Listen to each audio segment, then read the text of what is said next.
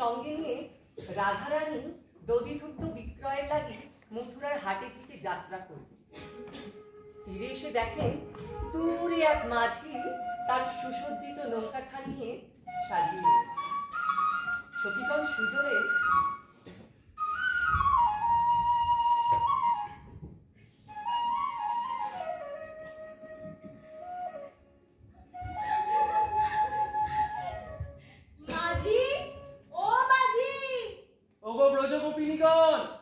কোথায় যাবে তোমরা? আমরা মথুরার হাটে যাব গো।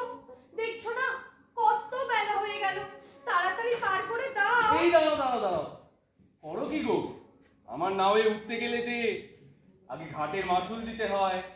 বেশ, শুনি তোমার ঘাটের মাসুল কত? বলি 16 আনা দে, বলি 16 আনা দে, না দিলে পার করি না।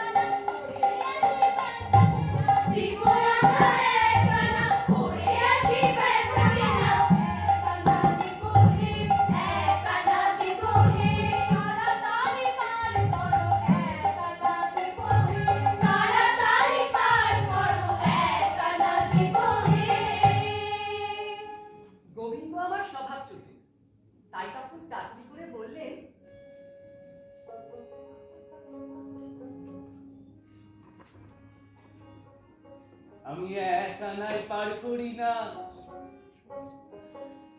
আমি এক আনায় পার করি না, দুজনায় না আসিলে এক আনায় নাও চলে না।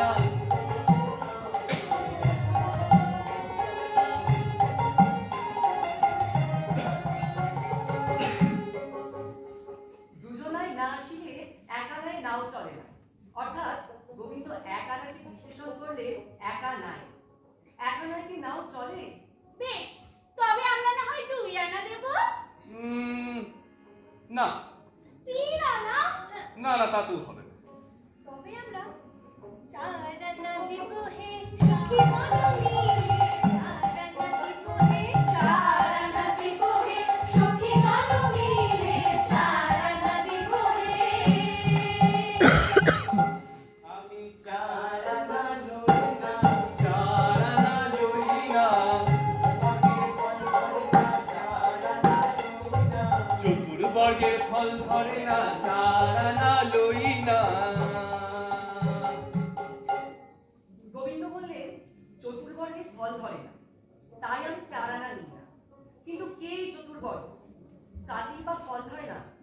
ধর্ম, অর্থ, কাম, মোক্ষ, যে চতুর্বর্গ আমাদের অন্তরে বর্তমান। গোবিন্দ বললেন, সেই চতুর্বর্গ থাকলে তাদের ফল ধরে না, অর্থাৎ সাধন হয় না, সাধনা হয় না। তাহলে আমরা 5 আনা দিব হে, 5 আনা দিব হে, সখীগণ মিলে 5 আনা দিব হে। আমি 5 আনা লই না, 5 আনা লই না। চতুর্ভুজের আনা গোনা 5 আনা লই না। পঞ্চভূতের আনা গোনা 5 আনা লই না। ঘাটে যে পঞ্চভূতের নিত্য আসা যাওয়া, কিন্তু কি এই পঞ্চভূত? স্মৃতি, অব, তেজ, মরু, বোন, যা দিয়ে আমাদের এই দেহ গঠিত হয়েছে। কিন্তু আমরা এতটাই তুচ্ছ যে এই দেহের মায়া কখনোই ত্যাগ করতে পারি না, তাই গোবিন্দ সাধনা অসম্পূর্ণই থেকে যায়। তখন গোবিন্দ বললেন, এই ঘাটে পঞ্চভূতের নিত্য আনাগোনা। এই দেখো, আজ আছি কাল নেই, তাই কিসের মায়া? তাহলে আমরা 6 আনা দেব।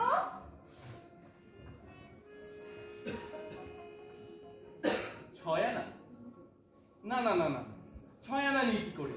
ষড়রি পুজে বস মানে না। না না, 6 আনাতে পার করতে পারবো না। মাঝি, হুম। অনেক হলো। আমরা না হয়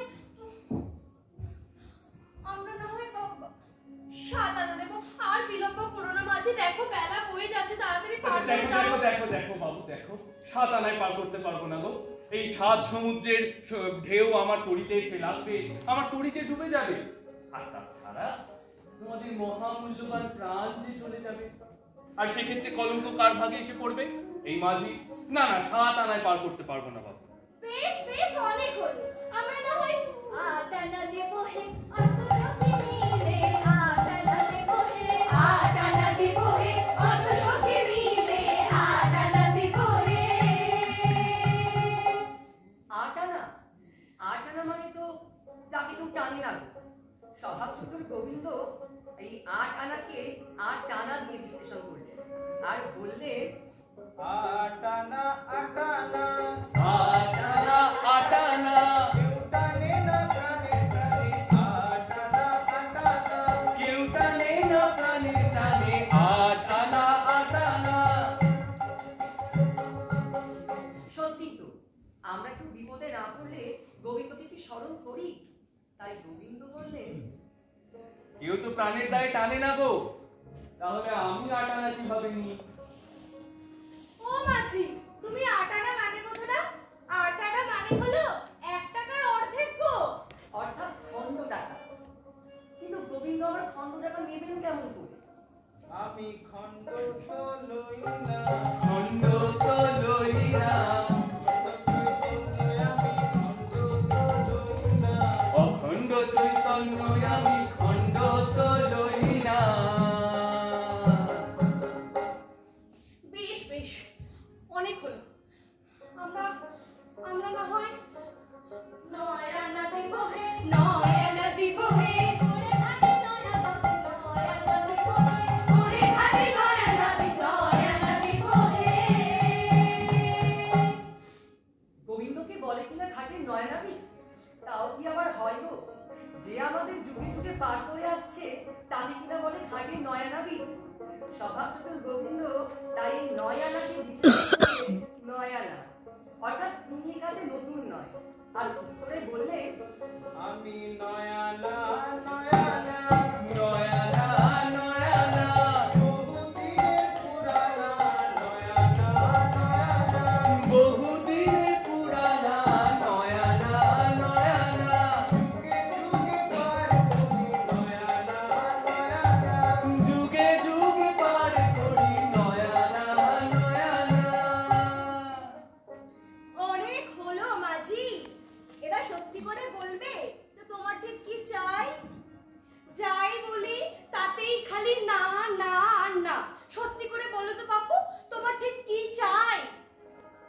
তোমাদের। এই কথা বলা মাত্র গোবিন্দ সেই কথা বললেন, যেই কথার জন্য তিনি এই লীলা রচনা করেছেন। তিনি তার জনগণের উদ্দেশ্যে বললেন, তোমাদের 16 আনা দাও না, 10-এ 6 যোগ করে 16 আনা দাও না। কিন্তু কি 10 আর কি বা 6? কেমন ভাবিবা যুক্তি? বললেন 10 ইন্দ্রিয় আর ষড়যন্ত্রকে একত্রিত করে 16 আনা করে, নিজেদের সম্পূর্ণ রূপ উজাড় করে, তবেই তো গোবিন্দ আমাদের ভবতারিণী পার করে গো। তোমাদের 16 আনা দাও না, 16 আনা দাও না, 10-এ 6 যোগ করে 16 আনা দাও না। 10-এ 6 যোগ করে 16 আনা দাও না।